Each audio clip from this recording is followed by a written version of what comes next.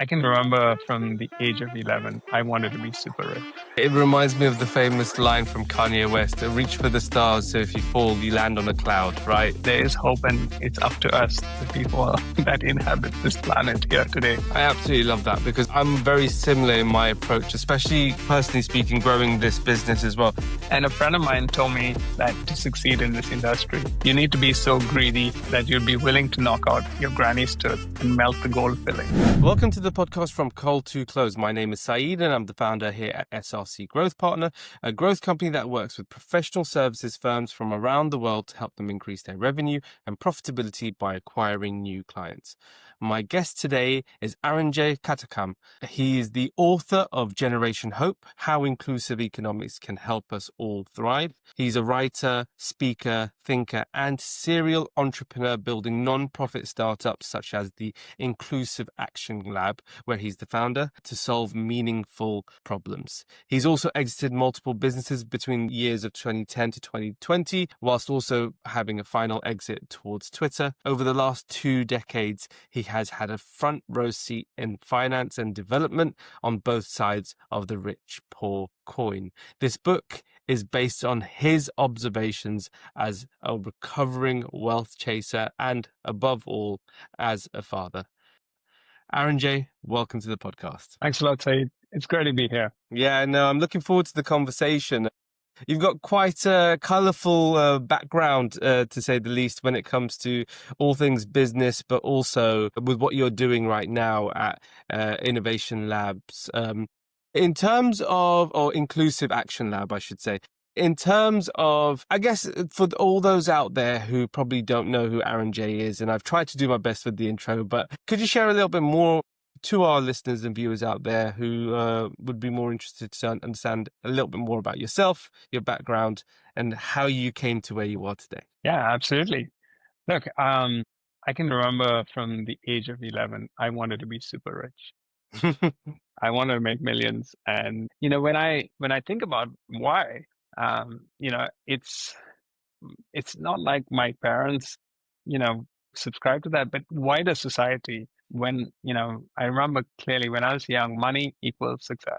Like if you want to be successful in life, you need to make a lot of money. And so that was kind of a huge motivator. And I would say for 30 years, that was a driving force. But, equally at the same time, from the, that was at the age of 11, but I remember at the age of 13, where poverty growing up in India was everywhere. And I just didn't sit right with me. I just, people will say they're lazy, they don't want to work, these sort of things. And, I didn't really fully understand it. I couldn't, now I know obviously it's a structural issue. It's not really, we all won the postcode lottery. The families we're born into determined so much of our success. So yeah, I mean, I had a very interesting kind of academic career because not career, but school life.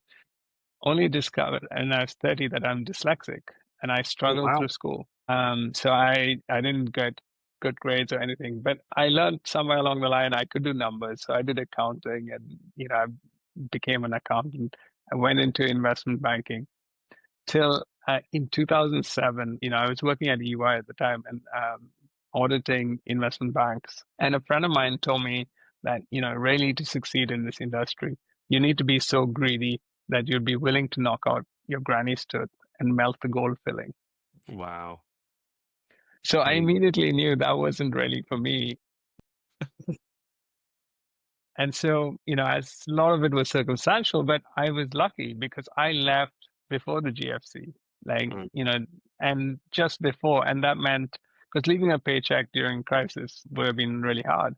And I went into financial inclusion and international development more broadly, but I still wanted to make millions. So I just didn't want to do it in this really extractive way. So, so I was building startups and, around mobile money, payment startups, things like that, but not all specific. 2 of them were that. And so trying to solve problems, but also make a lot of money. And that, kind of was a really interesting thing. I still think today, I mean, it's still true. And I've talked to other people who have try to do similar things. When you just want to make money and just want to do, it's almost easier. Like it's clear when you want to do so sort of social enterprise or social good, but you also want to make money and like social impact, and there are obviously different funds who do all of that, but ultimately you know, you get torn in that process. And through some of my work and some of like my startups and some of the work I did with other startups, because I was venture building and, helped, kind of almost, around 20 odd startups. I saw so much mission driven. You start here, you want to solve, really, and then by the time when you get investors kind of want to see a different thing.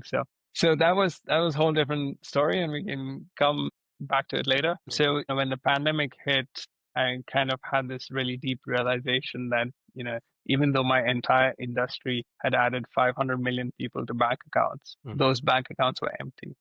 And it was not just those, half the world population, 4 billion people just didn't have any money. When lockdown happened, they had nothing to go back to, so that realization that financial inclusion is good, but unless we have economic inclusion, we're not really solving any of these problems, not really moving the needle for these people. And so, on the back of that, I did a lot of research and I went on to write Generation Hope, how inclusive economics can help us all thrive. And this is my gift to the world.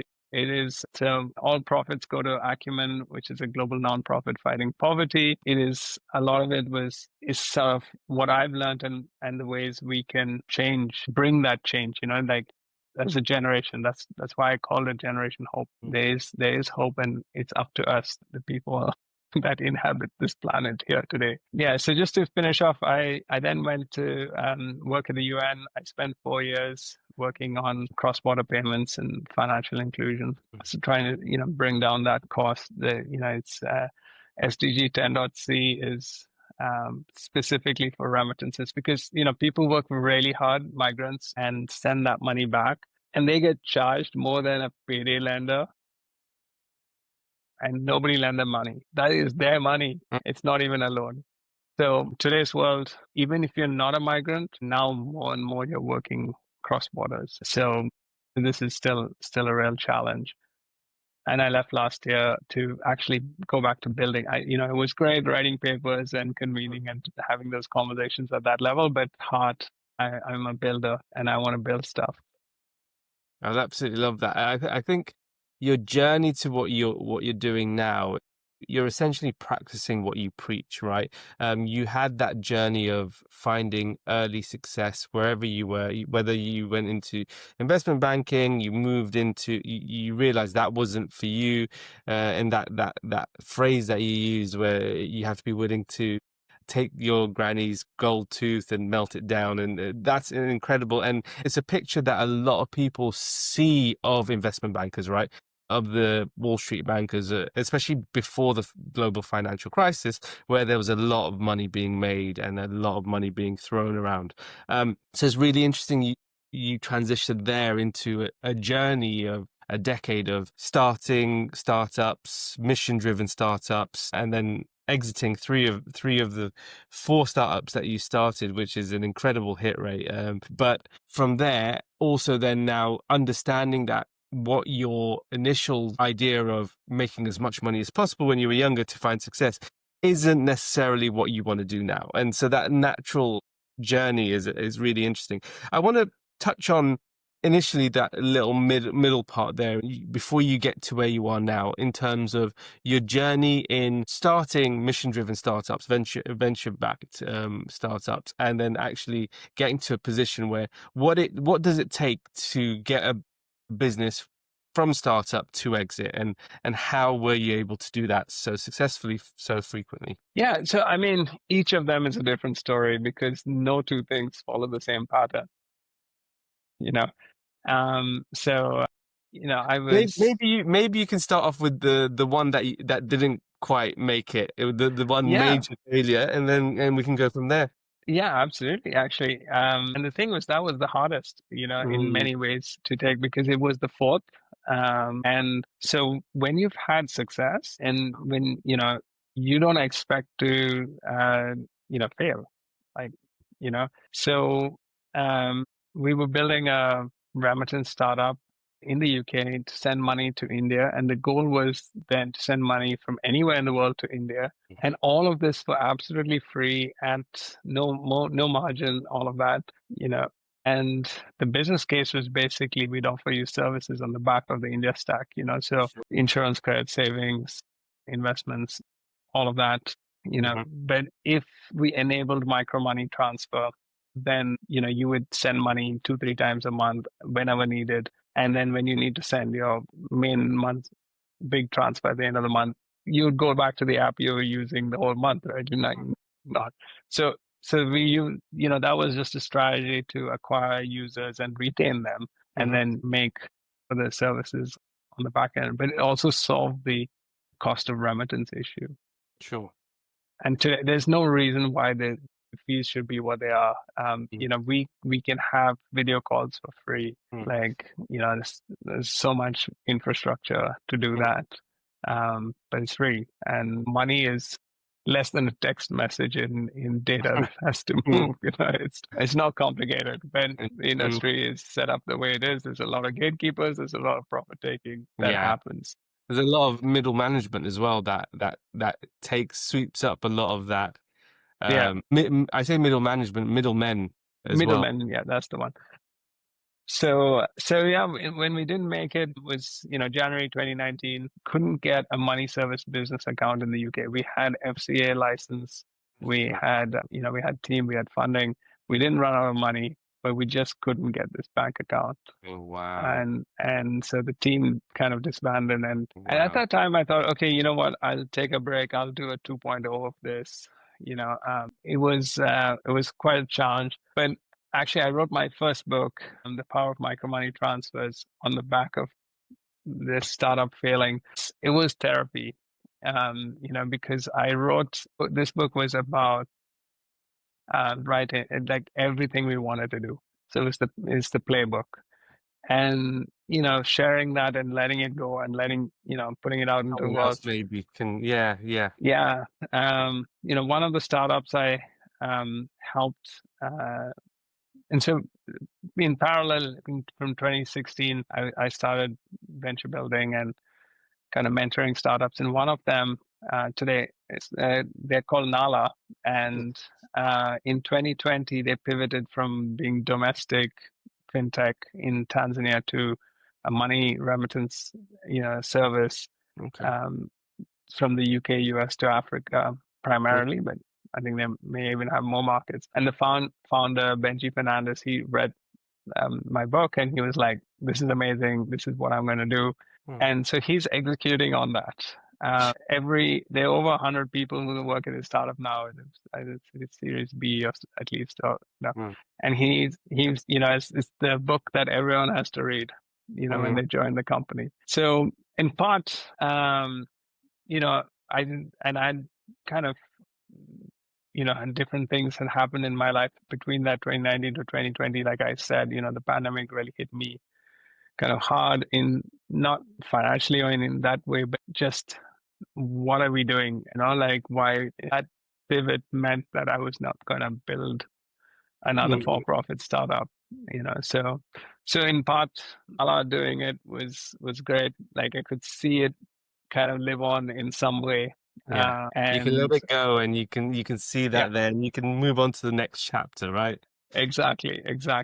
And so it happened. Yeah, that's really interesting to hear. Currently, you've just released your book last year, Generation Hope. Talk to us more about that. What exactly does the book entail? What's the concepts? What are the topics? What are you trying to say? Yeah. So, the thing is that we live in a world where society kind of governs, so much, right? Like you've got social pressures and keeping up with the Joneses, various things, and much more individual today. Like, so people, this whole concept of self-made, whether you're millionaires, billionaires, whatnot, is, it just means one thing, that you're not born into huge amount of wealth and you kind of made it. But it also is a misnomer, because no one is successful without the help of others. So when you say self, are how did you really achieve that? And what was so that these are all strong narratives. Essentially, what it means, if you don't think about it and you don't question any of this, that we live in the matrix and we just go along with the flow. But that has been changing. So this rise in consciousness, over the last 10 years or so, more so in the last 5, 6 years, even more, has meant people questioning these things. And this led to the great resignation, the quiet quitting. Mm, It's led to the Me Too movement. I mean, those atrocious things used to happen for decades, but mm, someone stood up and said no, and enough people came behind it and were able to support that. And so all of this change, veganism is another one, mm, where it's coming from, and also how the way we, our carbon footprint and things, whatever, mm, we do, we care more about these things than ever before. And I attribute this to this rise in consciousness. And what's happening with that is it's driving a change in business as well.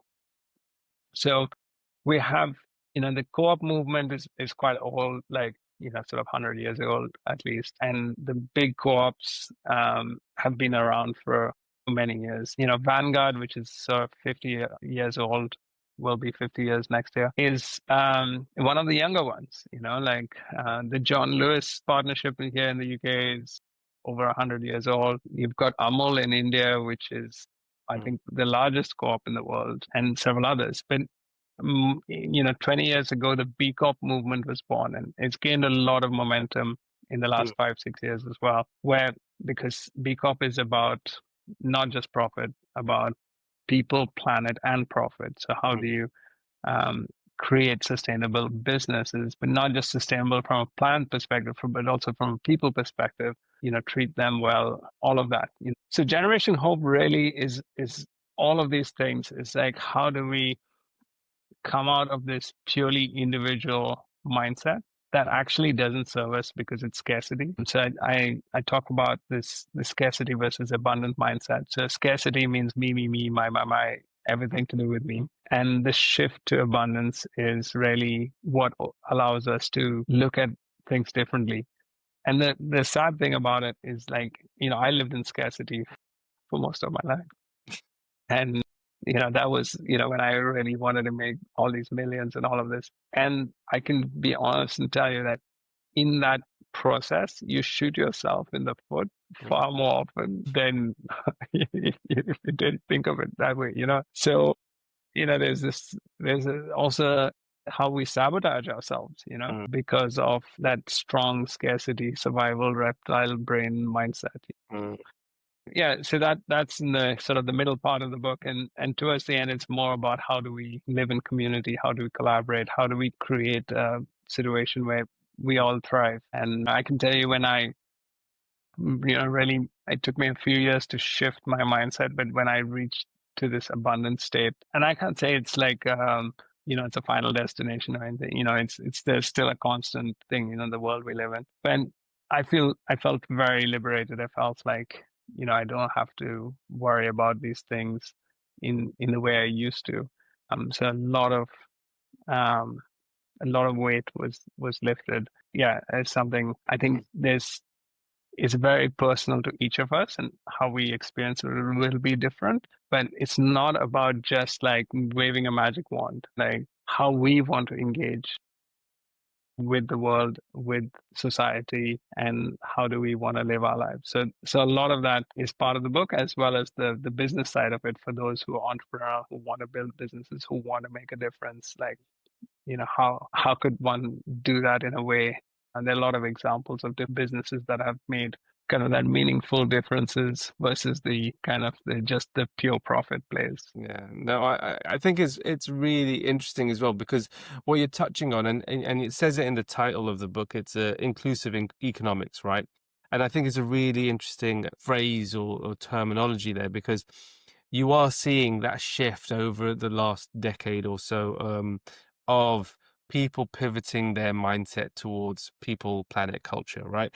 People, planet, profit, and people often was like once upon a time in an organization, especially the generation above, people would be staying in the same company for 20, 30 years. They'd have their pension and then they'd retire, right? Now more than ever, you touched on it with the great resignation during the pandemic period, where people was not great resignation or silent quitting, it was the other terminology thrown around. And you found that more and more people were just less interested in where they were working, less interested in what the business was doing, more interested in what they can do, what kind of impact they can have. And that often drives people's decisions to leave an organization. And so it becomes really important to understand that if if the majority or a large proportion of the population are feeling a certain way, there's it usually tells you there's a specific trend happening amongst the grander population. And to be able to then go, okay, well, then go with the shift, understand how the world has evolved, how the world is evolving, and also understanding how people are a huge, significant part in any business, right? I can speak from my own experience running a small business and a startup versus many, many others as well. Every single person counts, and there's no way you can gain any level of success within a business on your own, right? If you're going to do that, go self-employed and pay yourself a salary and get through that. But an actual business where you're a company, and a company, what's the definition of a company? It's multiple people, a company of people, right? And so that kind of the terminology is all there, but sometimes the alignment isn't always there when you're always looking at profit. Sometimes that profit can go a little bit if it means you're helping someone in the organization, if it means that the people come first, and so on and so forth. So I think it's really interesting some of the things you've mentioned there. So in your opinion, then, what are the trends? What's happening in the future? What can you see? How do you see the future evolving? What kind of trends are you seeing? Wow, I mean that's really a multifaceted question Tell because me about it. Yeah, yeah, absolutely. Sorry, I we can't have vague, so you can just dive in however you want. yeah. Just before we jump into that, I just wanted to add to the last point. Like one of the big shifts has been like when I started my career, I just was desperate to get a job, and it was like I never interviewed the company. I got interviewed, right? But today it's a two-way conversation. As a candidate you get to interview the company, and I think it's not it's not even the generation after who kind of forced this into the conversation by saying like, why should we work for you? Tell us, like, what is your green credentials, what is how are you dealing with this and how you're doing that, and what's the culture, questions that when I started my career would never have thought possible to Yeah. ask. And What's that's the pay? And that's about it, right? yeah, exactly.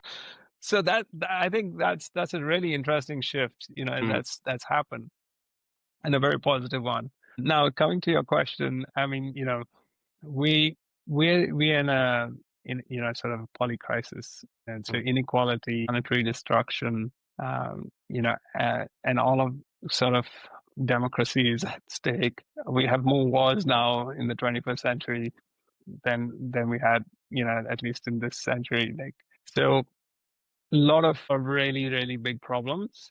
And, here in the UK and the US, you have no clear answers on the way out. mm, So this is one set of issues. Add AI to that, and it's kind of cutting across all of this and taking us to mm, the absolute unknown. Like, it's really a lot of questions. And then in terms of finance, you have the DeFi world, the crypto, like, which is also very interesting, very dynamic, very fast paced, which is also like AI is absolutely cross cutting all of these issues in mm. every way, finance in particular, because we're going to see a lot change. So I think, in a way, it's the most exciting time to be alive, despite, all of this. And yeah, so, where the next 5 years really defines so much. But I think the way I'm engaging with it is to kind of really like I have very clear values, very clear with my mission and what I want to do. And through all this, both noise and change and all of that, that's my North Star, me going so incubating nonprofit startups to actually make a meaningful difference to people's lives is kind of the very clear way for me to go forward. And So I, try to, so I don't follow the news at all. Best And way to be, I think.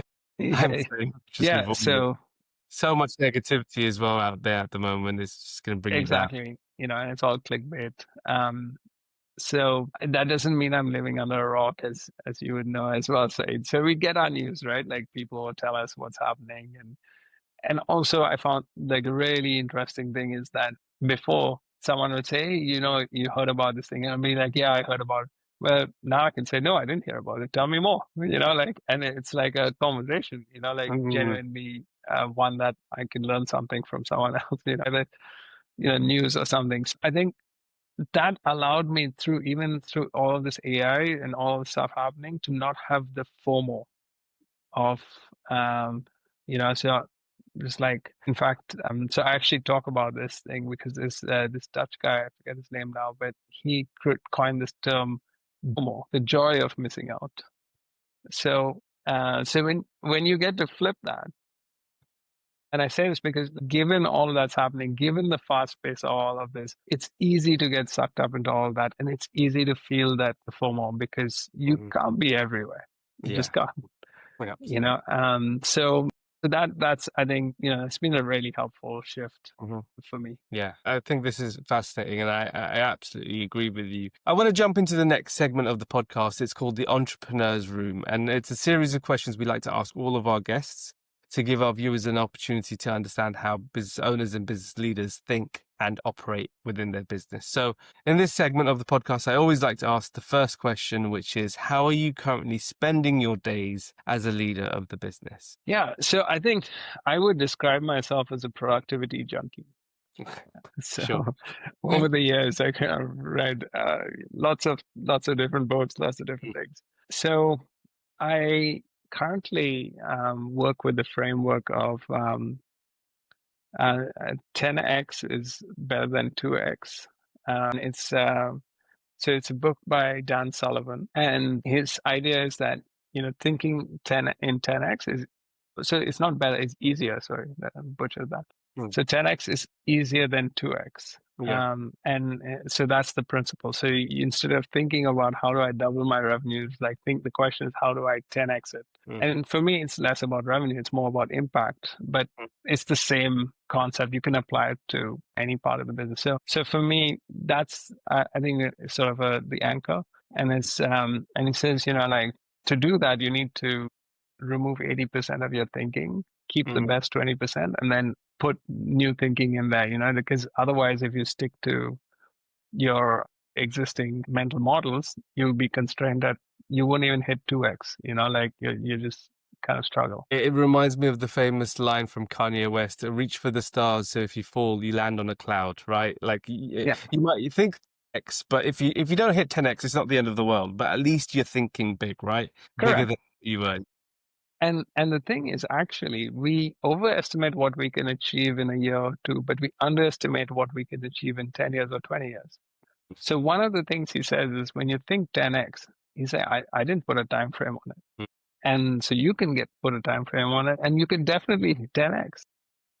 One of the other, like this interesting exercise that he talks about is think about all of the previous times you've already 10x. brilliant. Yeah. Right. So that gives you the confidence that actually, I can do Uh, it. I've done it. yeah. I can do it.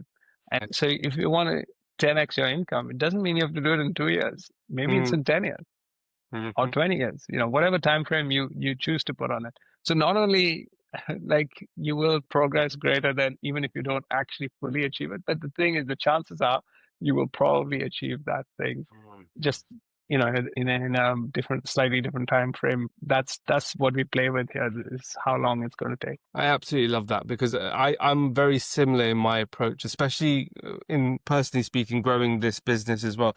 Like it's very easy for you to get caught up in the quarter, the half year, the year, whatever it might be. But I look at the overall growth of the business the time horizon for success or whatever you want to see success as, it can take 10 years. And if you start thinking 10, 15, 20 years in advance, you go, okay, well, this is only a fraction, like a small percentage of that full journey. And if you can get behind it being a longer journey rather than needing everything right now, you can really go, okay, no, that my impact can be this much. I can hit these different markets. I can go in this direction. It just might not be in this year, this 5 years. It'll be in the next half, right? And I think that's really interesting. You mentioned that in terms of running your business, and you've ran many previously as well. So, what are the most important metrics for you when running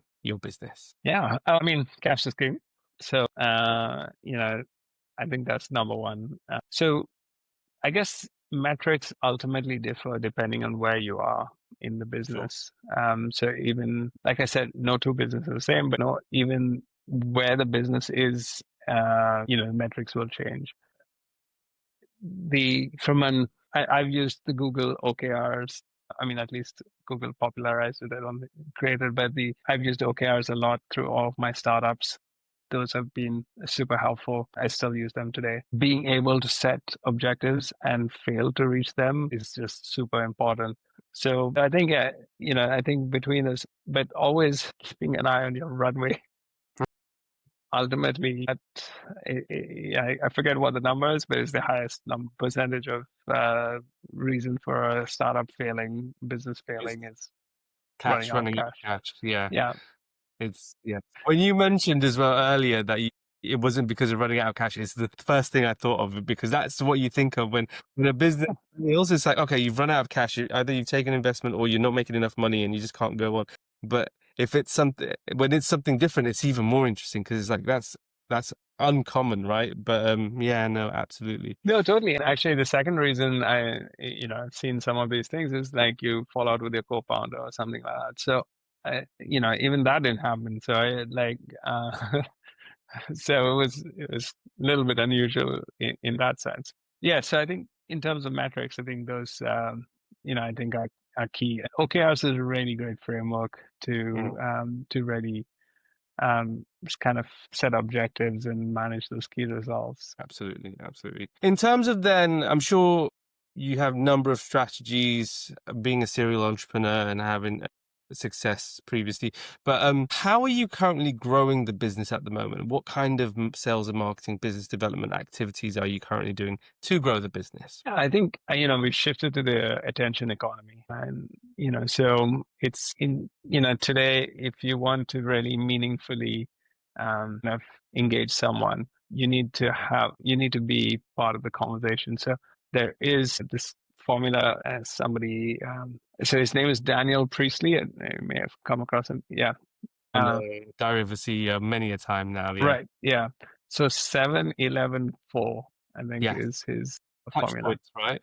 Yeah. Touch points. Yeah. Correct. So, I think that it makes a lot of sense. But for the viewers and listeners out there, what is the 7-11? Maybe you can elaborate on that. Yeah. So, you need to have 7 hours of content, 7 interactions, and 4 platforms. Yeah. Now, I may have interchanged some of these. It's one of those. It's that combination. This is my recollection of it. Yeah. But the point actually is whether it's exactly 7-11 or 4, it's not as important as it is the fact that you need to be able to connect, online with the audience. Without those touch points, without, people understanding who you are, what you stand for, what you believe in, Mm, it's hard for people to engage, or yeah. they just won't, they just move on. So, um, I see that as a really and there is a strong kind of strategy to move forward.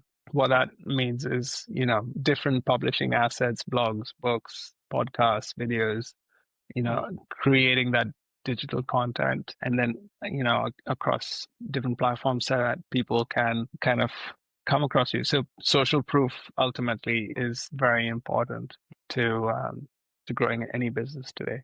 And again, Daniel says that people follow people rather than businesses. So if you look across social media and all of that, Mm. Even the biggest businesses don't have the same level of following of the CEO of that business and all, Yeah. all of that. Even So, people like Ben Francis, right? He's got millions of followers. yeah, He's the CEO of Gymshark, right? His personal brand in itself drives yeah, Gymshark's overall. Obviously, at this stage now, it's worth billions, but or at least a billion, I think. yeah, But the principle stands, right? People are interested in him, in turn, interested in the founder journey, and then that goes into the brand, and then before you know it, the company and the brand is synonymous with the personal brand of the founder or whatever it might be. I think that's really interesting. You mentioned that as well because the intention economy is 100% apparent, and that's what we're seeing across all of our clients in terms of just general attachment to how to get in front of more and more people. I think Google did a study a few years ago that said that you need 7 hours of interactions. This is where the 7 hours comes from. 7 hours of interaction with a specific company, brand, whatever it might be, before you even make a purchasing decision. You need to be everywhere so that by the time someone comes to you, they feel like they know you. And people buy from people they know and like and trust, right? And we have an internal saying is like the only way you can ever get a deal across the line is by solving for two problems. And that's someone to trust you and someone to have a relationship with. And if you can solve for those two, you're more than likely, obviously you need to have a value proposition, but if you can solve for trust and relationships, that's essentially social proof and being liked, you can actually you have a good chance of actually growing your business, right? So I think it's really interesting what you've said there. In terms of then, obviously, I keep touching on this. You're a serial entrepreneur, so you've done this many a times. You've exited businesses, you've failed businesses, and you're currently running and growing your own business. What's the biggest lessons you can share with us today? And it can be your top 1, 2 lessons that maybe you can share with us today. yeah. There's a old proverb which there's I'm gonna butcher if I try. So, but the crux of that proverb is that there's this guy who's his reaction to the good and the bad is neutral. So this thing happened, and everyone's like, "Yeah, look at it, it happened," and he's like, "No, it's okay, it's fine." And then the other thing happened, and they're like, "No," and he's like, "Look, it's fine," you know. So I'll share it with you. Maybe we can link it to the show Yeah. notes. But the crux of it is that, and so I think that, like, especially when you're a young founder, you make the roller coaster go up and down Mm. yourself. I know it wasn't good. It was like, because everything seems like this is the end of the world, like, but it's not. But we make it that, and then so I think just having that little bit more balance. I mean, for me, so um, as you get older, mature Mm. more, you've seen all of that, and then you answer, okay, you know what? So I think of it, many ways like life is a video game. You're gonna win and you're gonna lose, and but if you can sit back and watch that, and you're the player, you're playing, and you want to win, and all of that's fine. But I think in those moments when you're not getting what you want, Mm. like beating yourself up about it, being hard on your employees, think there's so many things that second order magnitude from this Mm. position that in your mind, because we know we win and lose as a team, but as a founder, if you're frustrated and if you're kind of riding this roller coaster, a lot of what you do will be as a result of that, and a lot of damage can be done. That There's a knock-on effect, isn't there? It yeah, just goes into the next decision, the next decision. Before you know it, you're in a downward yeah, spiral that doesn't yeah, help, yeah. right? And Yeah. and then even if the problem gets solved, the destruction that happens. Along the way, yeah, completely destroys everything. It's so true. It's like control the input, focus on the inputs, not the outputs. All the controllables, let go of the uncontrollables. Right? Like it's keeping steady in the rain, in the Yeah, sun. yeah, It's great advice, and I think. Yeah, couldn't yeah, agree with you more.